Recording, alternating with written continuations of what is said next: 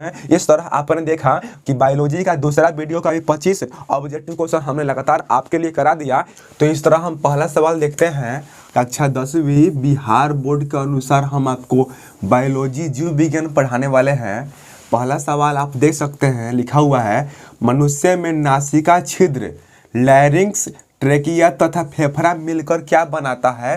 तो आपको याद रखना होगा कि नाक को हम नासिका भी कहते हैं और हमारे शरीर में नासिका छिद्र हो गया, आगे लैरिंक्स हो गया, फिर ट्रेकिया हो गया, फिर फेफड़ा हो गया। ये सभी अंग मिल करके श्वसन तंत्र का निर्माण करते हैं। इस बात को आप याद रखिएगा, ठीक है। हमारे शरीर में मतलब मानव शरीर में श्वसन तंत्र का निर्माण ना कुल मिलाकर नासिका छिद्र, लैरिंक्स, ट्रेकिया और फेफड़ा मिलकर करते हैं, ठीक है। अगला सवाल है पौधों में गैसों का आदान प्रदान के लिए होता है।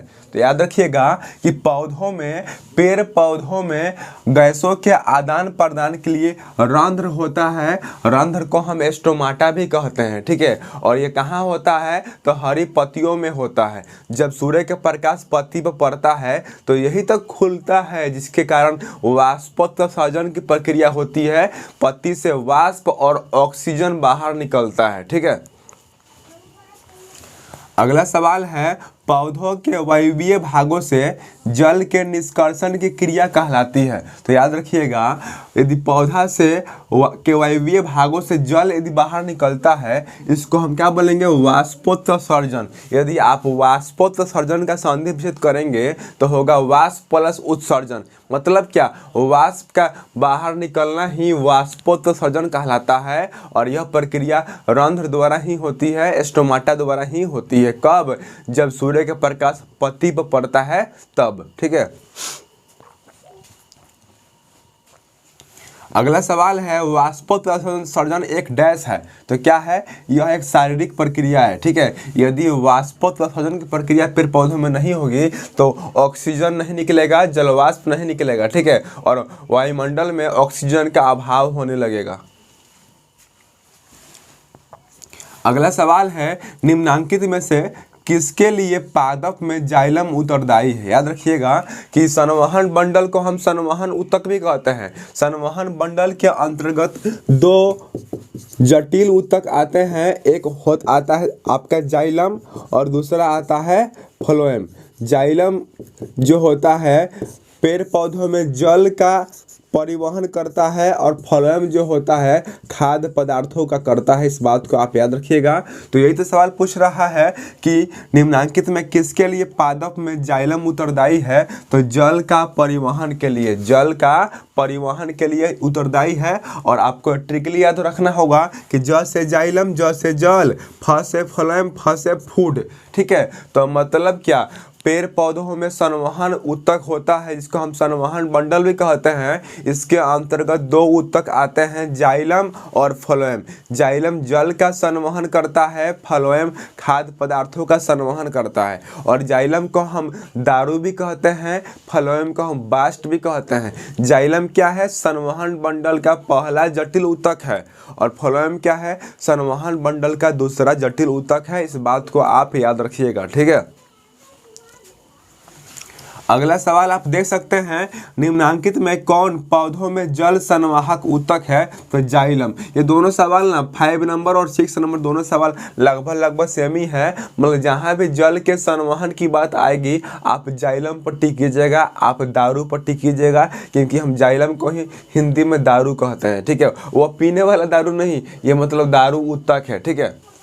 अगला सवाल आप देख सकते हैं रक्त का लाल रंग निम्नांकित में किस प्रोटीन की उपस्थिति के कारण होता है। याद रखिएगा जो खून का रंग लाल होता है तो वह किस प्रोटीन की उपस्थिति के कारण होता है। तो प्रोटीन पूछेगा तो आप फाइब्रिनोजन पर टिक कीजिएगा, फाइब्रिनोजन पर टिक कीजिएगा, ठीक है। फाइब्रिनोजन नामक प्रोटीन के कारण ही रक्त का रंग लाल होता है। लेकिन पूछेगा यदि रंजक के बारे में, वर्णक के बारे में, तो आप हीमोग्लोबिन पर टिक कीजिएगा। मतलब खून का रंग हीमोग्लोबिन के कारण ही लाल होता है और हीमोग्लोबिन को हम O4 से सूचित करते हैं, ठीक है। मतलब ऑक्सीजन के 4 परमाणु के मिलने से हीमोग्लोबिन का निर्माण होता है और हीमोग्लोबिन के कारण ही खून का रंग लाल होता है, ठीक है। और ना जो कीट होते हैं आपके कीड़े मकोड़े होते हैं उनमें हीमोग्लोबिन का अभाव होता है, इसलिए उनका खून का रंग लाल नहीं होता है, हरा या पीला या रंगहीन होता है। ठीक है, तो सवाल पूछेगा कि खून का रंग लाल होता है तो क्यों, तो आपको लिखने आना चाहिए। ठीक है, आप लिख देंगे, ऐसे लिखिएगा कि रक्त में हीमोग्लोबिन होता है इसलिए रक्त का रंग लाल होता है। ठीक है,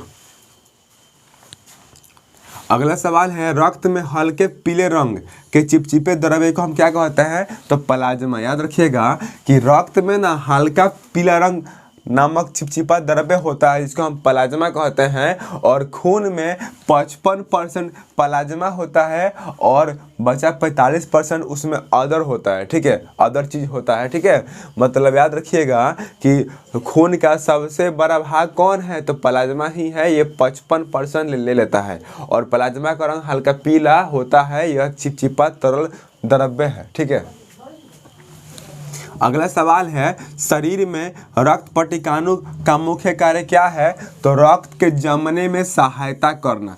ठीक है, मतलब हमारे शरीर में रक्त पट्टिकाणु की भी अहम भूमिका है। मान लीजिए थोड़ा सा भी यहाँ पर कट गया और यदि रक्त पट्टिकाणु आपके शरीर में काम सही से नहीं कर पा रहा है तो यहाँ पे खून आपका रुकेगा ही नहीं, मतलब पूरा बहते रहेगा बहते रहेगा बहते रहेगा।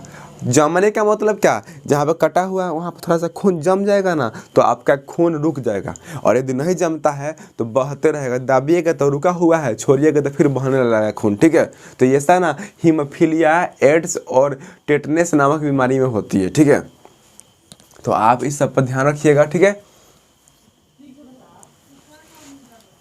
अगला सवाल है फाइब्रोनोजन रहित प्लाज्मा को हम क्या कहते हैं, तो सीरम। याद रखिएगा, मतलब जिस प्लाज्मा में फाइब्रोनोजन नामक प्रोटीन नहीं होता है उसको हम सीरम कहते हैं। ठीक है, अगला प्रश्न है शुद्ध रक्त को हृदय से शरीर के विभिन्न भागों में ले जाने वाली रक्त वाहिनियां क्या कहलाती है, तो धमनी। मतलब क्या, हमारे शरीर में दो तरह की नसें हैं, धमनी और शिरा, और धमनी क्या करती है, हमारे शरीर में शुद्ध रक्त का आदान प्रदान करती है, और शिरा क्या करती है, हमारे शरीर में अशुद्ध रक्त का आदान प्रदान करती है। शुद्ध रक्त का मतलब क्या, ऑक्सी हीमोग्लोबिन। यदि खून में हीमोग्लोबिन में ऑक्सीजन मिला है तो यह शुद्ध रक्त हुआ, और यदि खून में कार्बन डाइऑक्साइड मिला है तो यह ना अशुद्ध रक्त हुआ। ठीक है, तो आपको याद रखना होगा कि धमनी में शुद्ध रक्त का प्रवाह होता है और शिरा में अशुद्ध रक्त का प्रवाह होता है। ठीक है, और इसमें एक अपवाद भी होता है। क्या अपवाद होता है,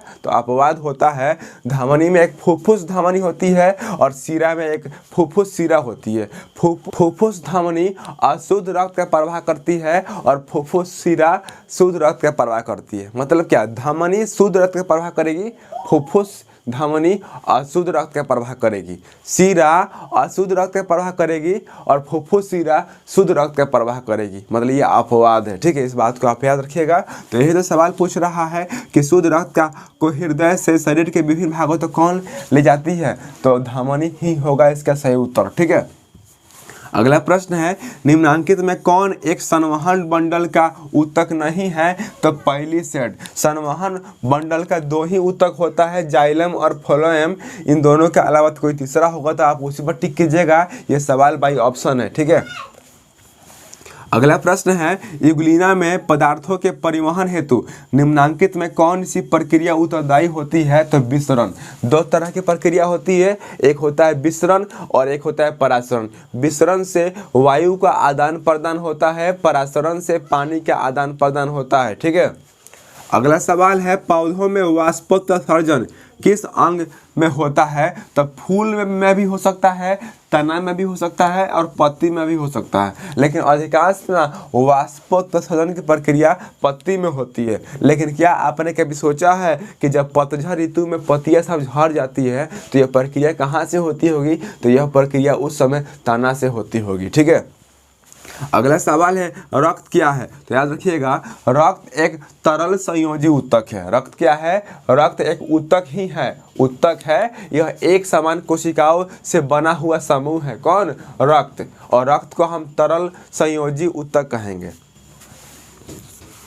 तरल क्यों कहेंगे? क्योंकि लिक्विड फॉर्म में रहता है। संयोजी क्यों कहेंगे? क्योंकि यह ना जोड़ने का काम करता है, ठीक है, इसलिए इसको हम तरल संयोजी उत्तर कहेंगे। किसको? तो रक्त को। खुला परिसंचरण तंत्र किसमें होता है? तो कॉकरोच में, तिलचट्टा में। तिलचट्टा में जो परिसंचरण तंत्र होता है ना, वो खुला होता है। और आपको पता होगा कॉकरोच का जो खून होता है उसका रंग सफ़ेद होता है। क्यों होता है? क्योंकि इनमें हीमोग्लोबिन का अभाव होता है, ठीक है। अगला सवाल है, अंतःत्वचा की मार्ग कोशिकाओं से जाइलम वाहिकाओं में जल विसरण के दौरान उत्पन्न दाब को क्या कहेंगे? तो मूल दाब जो होगा इसका सही उत्तर होगा। आप इसी पर टिक कीजिएगा।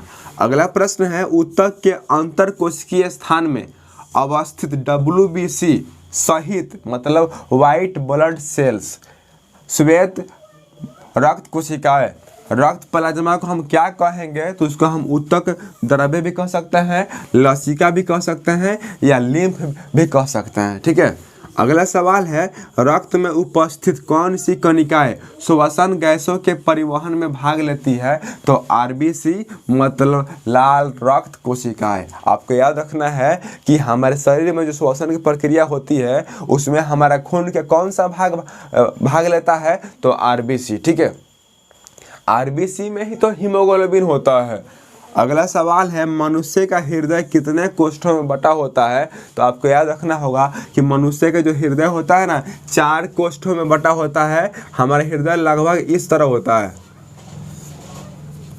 हमारा हृदय लगभग इस तरह होता है। यही हमारा हृदय है, ध्यान से देखिए आप, यही हमारा हृदय है। ये 4 कोष्ठों में बटा होता है। इसको बोलते हैं दायां अलिंद, बायां अलिंद, दायां निलय, बायां निलय। यही हमारा हृदय है, यही हमारा दिल है। ये जो दिखाता है सब इस प्रकार का, ये तो मूत्राशय है, ठीक है। लेकिन आप इसको मतलब ना अनुप्रस्थ करके देखिएगा ना, तो ये भी हल्का से ऐसा प्रतीत होता है, ठीक है। तो इस तरह हमने देखा कि हृदय में 4 कोष्ठ होते हैं, 2 अलिंद होता है, 2 निलय होता है, ठीक है। अगला सवाल है, मानव हृदय की औसत प्रकुंचन दाब लगभग कितना होता है? तो 180 mmHg, ठीक है। आपको याद रखना होगा कि हमारा जो BP होता है, ब्लड प्रेशर, वह क्या होता है? 80 से 120 होता है। यानी हमारा BP लो में कितना होना चाहिए? 80, और हाई में कितना होना चाहिए? 120। और BP मापने वाले यंत्र को हम क्या बोलते हैं? तो सीफगामो मैनोमीटर। क्या बोलते हैं जी? सीफगामो मैनोमीटर। अगला सवाल है, एक कोशिकीय शैवालों में पदार्थों का परिवहन होता है तो विसरण द्वारा। याद रखिएगा, जो एक कोशिकीय पदार्थ होते हैं या फिर एक कोशिकीय जो जीव होते हैं उनमें परिवहन होता है जो पदार्थों का, वो किस प्रक्रिया द्वारा होता है? तो विसरण द्वारा, क्योंकि इसमें एक ही तो कोशिका है। अगला सवाल है, पानी एवं घुलित खनिज का पौधों में स्थानांतरण होता है तो जाइलम नलिकाओं द्वारा, ठीक है। हमने आपको अभी बताया था कि पानी का परिवहन आएगा तो जाइलम पर टिक कीजिएगा। रक्तचाप यानी BP मापने वाले उपकरण को क्या बोलते हैं? तो सीफगामो मैनोमीटर मतलब आला। हमने अभी आपको बताया। लास्ट क्वेश्चन है, वाष्पोत्सर्जन की क्रिया पाई जाती है तो पौधों में। इस तरह आपने देखा कि बायोलॉजी का दूसरा वीडियो का भी 25 ऑब्जेक्टिव क्वेश्चन हमने लगातार आपके लिए करा दिया। यदि आपको थोड़ा सा भी लगता है कि हम आपके लिए मेहनत कर रहे हैं तो आप हमारे वीडियो को अधिक से अधिक अपने दोस्तों के बीच शेयर कीजिए, यही हमारे लिए बहुत है। आपने इस वीडियो को अंत तक देखा, इसके लिए मैं कुंदन सर आपका तहे दिल से शुक्रिया करता हूँ। मिलेंगे तीसरे बायोलॉजी के वीडियो में, तब तक के लिए नमस्कार। जय हिंद, जय भारत।